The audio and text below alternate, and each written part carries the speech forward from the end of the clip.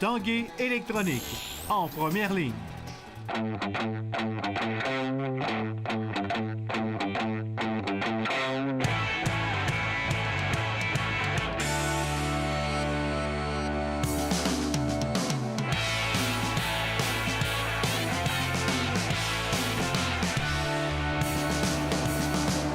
À tous, un bon jeudi. Bienvenue à l'Esprit sportif. Au menu de l'émission aujourd'hui, on parlera de la victoire des Remparts hier dans les Maritimes. On parle également de mécanique corporelle chez les sportifs. Mais d'abord, parlons escrime, Québec et escrime en fin de semaine, alors que le centre des congrès est l'hôte de la Coupe Canada.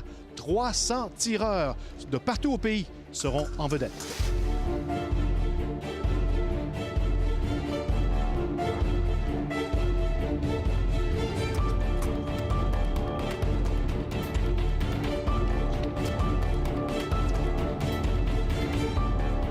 C'est un événement majeur dans la saison parce que il y a un ensemble de 3 compétitions qui composent le circuit, la Coupe Canada. La plus importante, c'est le championnat canadien qui aura lieu en mai. Ça fait bien longtemps que Québec, justement, n'avait pas été l'hôte d'une compétition d'importance. Ça remonte à 2000. Exactement. L'an 2000, le club avait organisé à cette époque-là le championnat canadien. On a des escrimeurs dans les catégories moins de 15 ans, moins de 17 ans, moins de 20 ans, moins de 23. On a des seniors, en catégorie ouverte, et des vétérans, c'est-à-dire 40 ans et plus. On aura l'occasion de voir plusieurs des athlètes de Québec ici en fin de semaine. En tout, j'ai compté 48 escrimeurs de Québec qui vont faire la compétition aux différentes armes. Là-dessus, il y en a 22 qui proviennent du club Estoc, 14 du club Esquadra, 11 du club STH et un indépendant. Isaac Gagnon du Club Estoc, tu seras l'un des compétiteurs ici à la Coupe Canada. Ça représente quoi pour toi, cette compétition-là? Bien, je dirais que, en fait, c'est le circuit. Je suis sur le circuit depuis plusieurs années. Fait que c'est un petit peu l'habitude. Mais le fait que ça soit à Québec, c'est vraiment particulier parce que, en fait, d'habitude, on s'en va tout le temps plus loin, à Vancouver, à Toronto, à Montréal, quand c'est plus proche. Fait qu'à Québec, je te dirais que c'est un petit peu plus stressant. On est à la maison.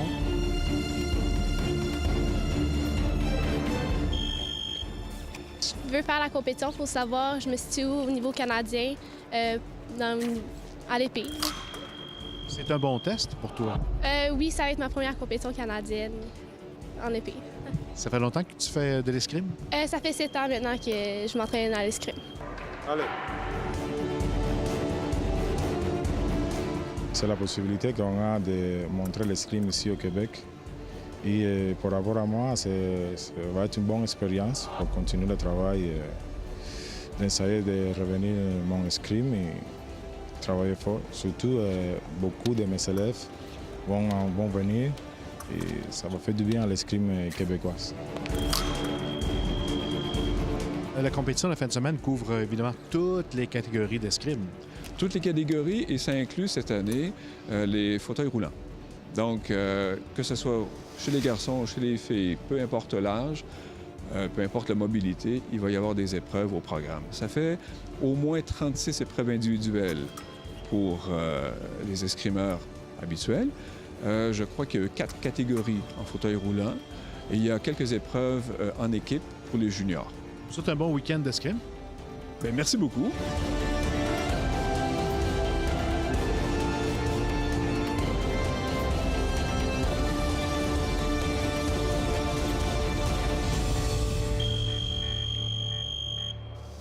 Parlons maintenant de hockey midget 3. C'est dimanche que le Blizzard du Séminaire Saint-François rendra hommage à l'un de ses ex-entraîneurs, Jean-Louis Letourneau. Stéphane Turcot l'a rencontré. Ça, c'est une grosse année, ça.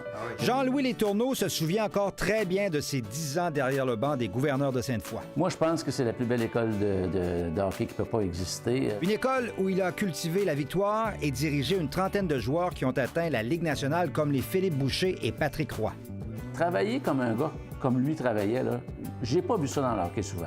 Il était aussi concentré dans les entraînements, puis ça se reflétait dans ses matchs. Si Jean-Louis Letourneau n'a jamais remporté la Coupe Air Canada, il est devenu toutefois en 1986 le premier entraîneur à triompher au championnat du monde des moins de 17 ans.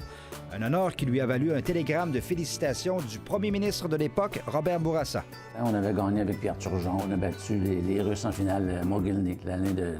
Moi, j'avais dit à Pierre Turgeon, c'est-tu Mogilny le meilleur joueur, moins de 17 ans au monde, c'est toi. Puis Turgeon avait scoré deux petits buts en troisième période. Je pense qu'on est habitué un petit peu les gouverneurs. Durant ces années avec les gouverneurs, Jean-Louis Letourneau s'est aussi lié d'amitié avec le célèbre entraîneur des Nordiques, Michel Bergeron. C'est nos filles qui étaient dans la même classe, ici à Cap-Rouge, et puis ma femme Esther et puis Michel, là, son épouse, bien, ils se rencontraient à l'occasion. Puis là, c'est comme ça que s'est créée l'amitié. Puis Michel, il venait ici souper, puis j'allais souper chez lui. On jouait à l'occasion, fait que c'est bien le fun. Vous avez gardé contact? Oh oui, on a gardé contact, c'est bien le fun. Une amitié qui l'avait presque fait graduer chez les Nordiques. J'ai passé des entrevues avec les Nordiques. C'était à Maurice-Filion avec André Savard. Je vais passer, mais je pense que, je veux dire, celui qui avait été sélectionné cette année-là, c'était Alain Chénier. Puis je pense que c'est un bon choix. Moi, je pense que ma petite béquille, c'était la langue. J'étais pas bilingue. Je ne le suis pas encore. Mais dimanche, Jean-Louis Letourneau comprendra très bien tout l'honneur qu'on lui fera au centre de la glace. Stéphane Turcot, TVA Sport, à Québec. Après la pause, une autre façon pour les athlètes d'améliorer leur performance, la mécanique corporelle.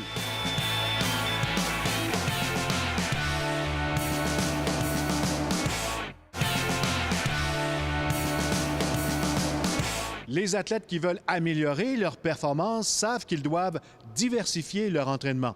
Voici la mécanique corporelle et le reportage d'André Martin.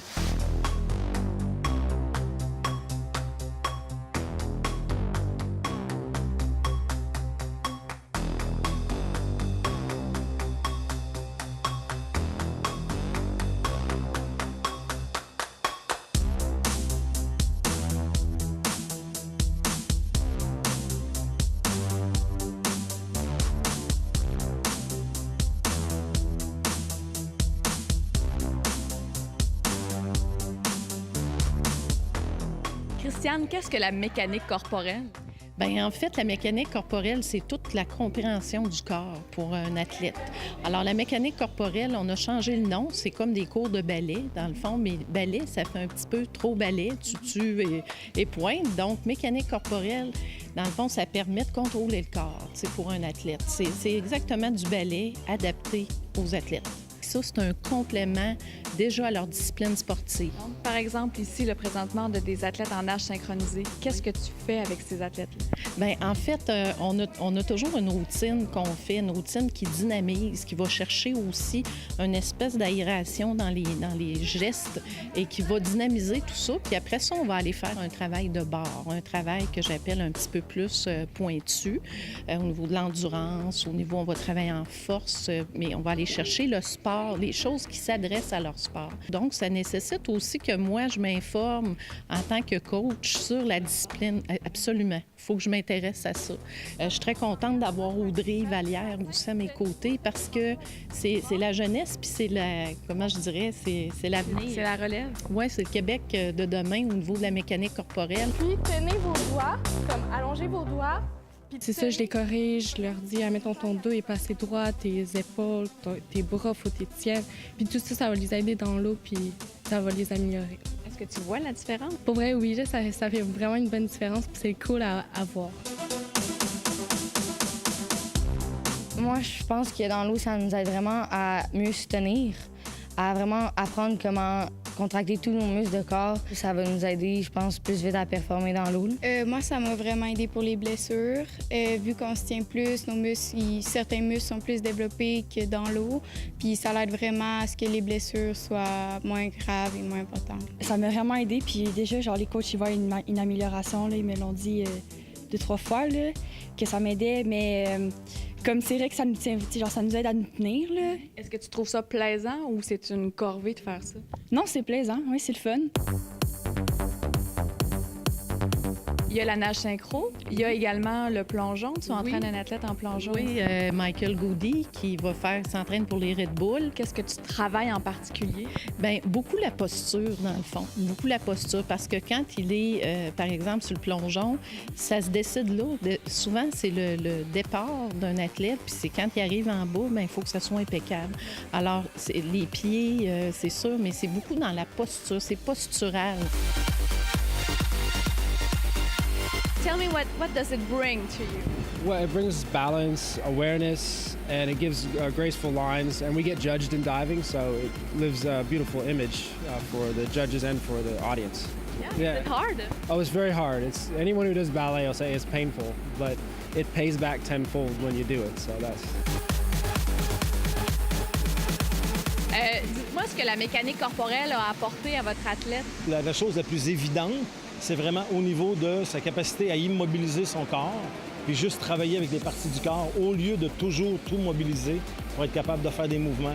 Il y a moins de mouvements parasites. C'est un meilleur plongeur. Définitivement.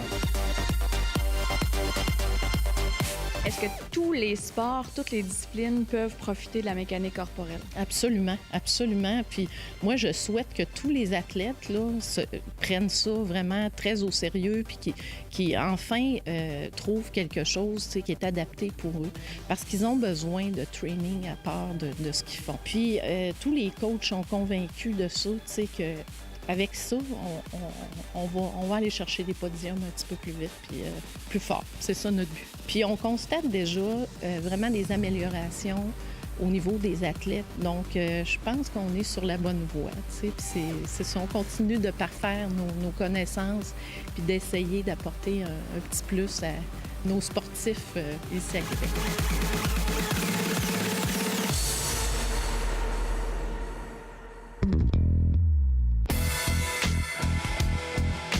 Les Remparts ont bien amorcé leur long voyage dans les Maritimes mercredi soir à Cap-Breton, en l'emportant 3-2 en prolongation.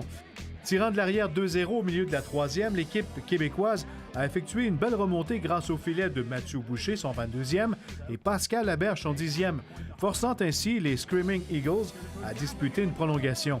C'est finalement le nouveau rempart, Gregor McLeod, qui jouera les héros en marquant le but de la victoire après 50 secondes de jeu sur une belle passe de Philippe Kourachev. Les Remparts seront à Moncton vendredi et à Saint-Jean samedi. Voilà qui complète l'Esprit sportif pour aujourd'hui. On vous rappelle en fin de semaine, le Centre des congrès Coupe Canada d'escrime, c'est à compter de vendredi matin jusqu'à dimanche. Voilà, c'était l'Esprit sportif. Bye bye, à demain.